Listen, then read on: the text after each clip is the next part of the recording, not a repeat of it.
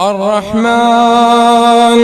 علم القرآن خلق الإنسان علمه البيان الشمس والقمر بحسبان والنجم والشجر يسجدان والسماء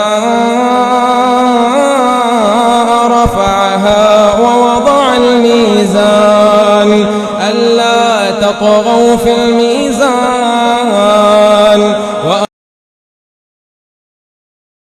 وأقيموا الوزن بالقسط ولا تخسروا الميزان وأقيموا الوزن بالقسط ولا تخسروا الميزان والأرض وضعها للأنام فيها فاكهة والنخل ذات الأكمام والحب ذو العصف والريحان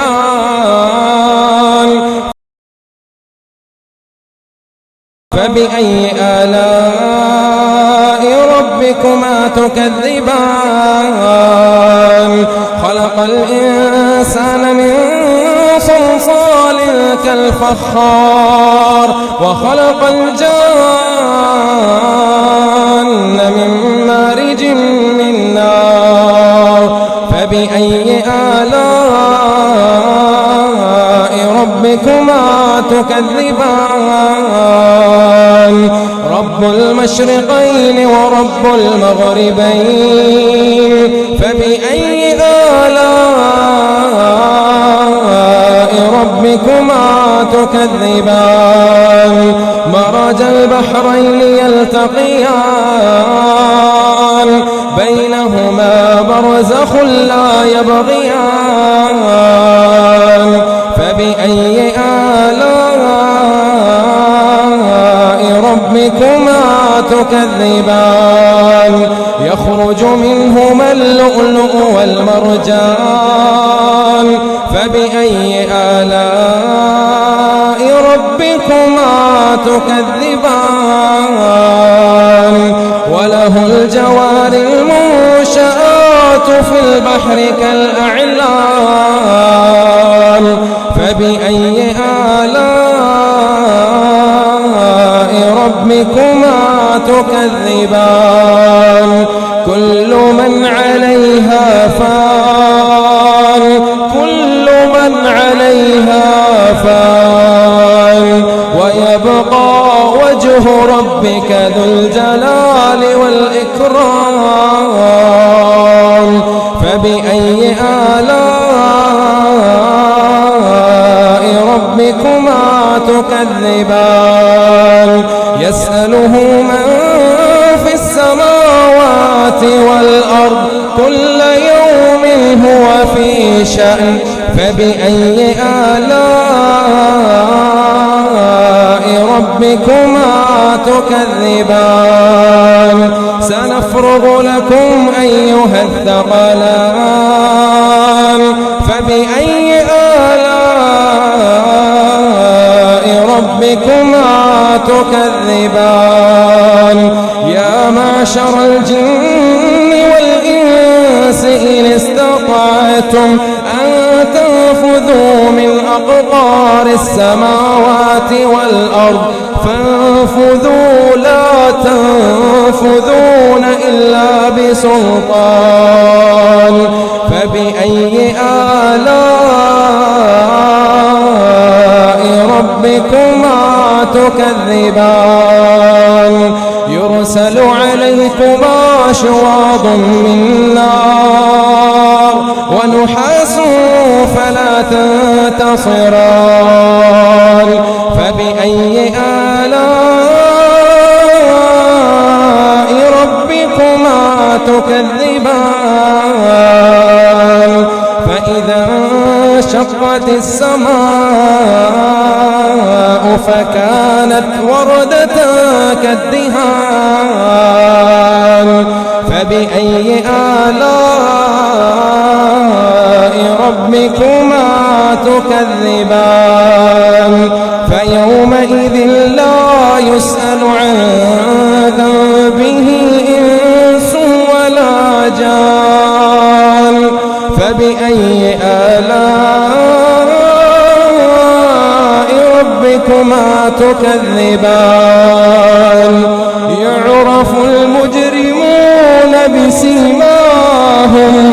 يعرف المجرمون بسيماهم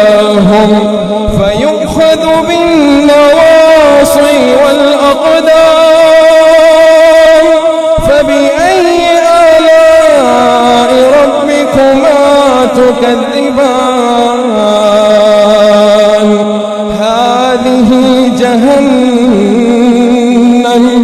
هذه جهنم التي يكذب بها المجرمون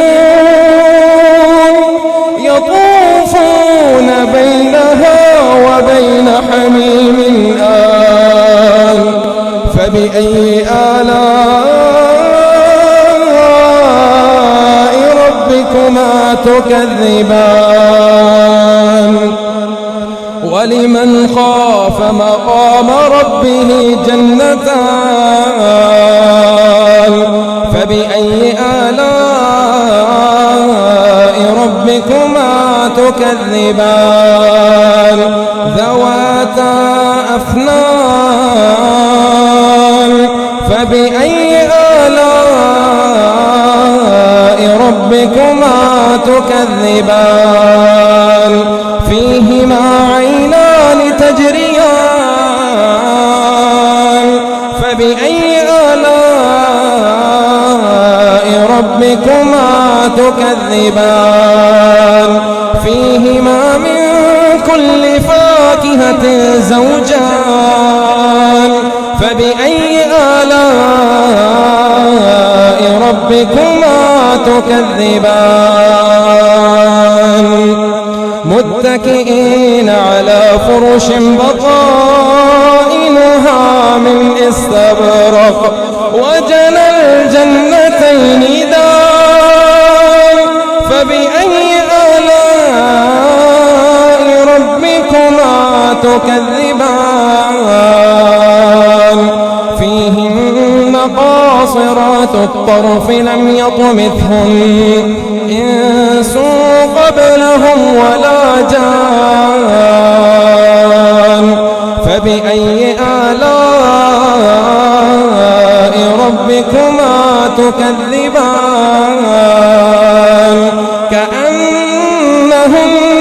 الياقوت والمرجان فبأي آلاء ربكما تكذبان هل جزاء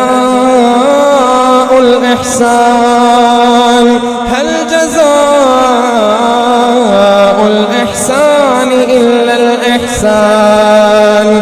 فبأي آلاء ربكما تكذبان ومن دونهما جنتان فبأي آلاء ربكما تكذبان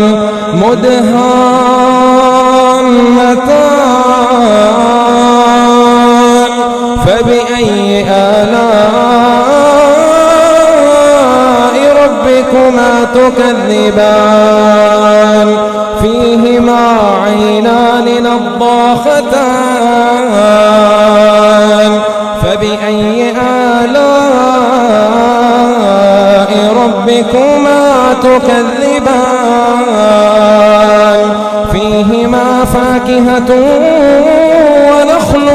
ورمان فبأي آلاء ربكما تكذبان فيهن خيرات حسان فبأي آلاء ربكما تكذبان حور مقصورات في الخيام فبأي آلاء ربكما تكذبان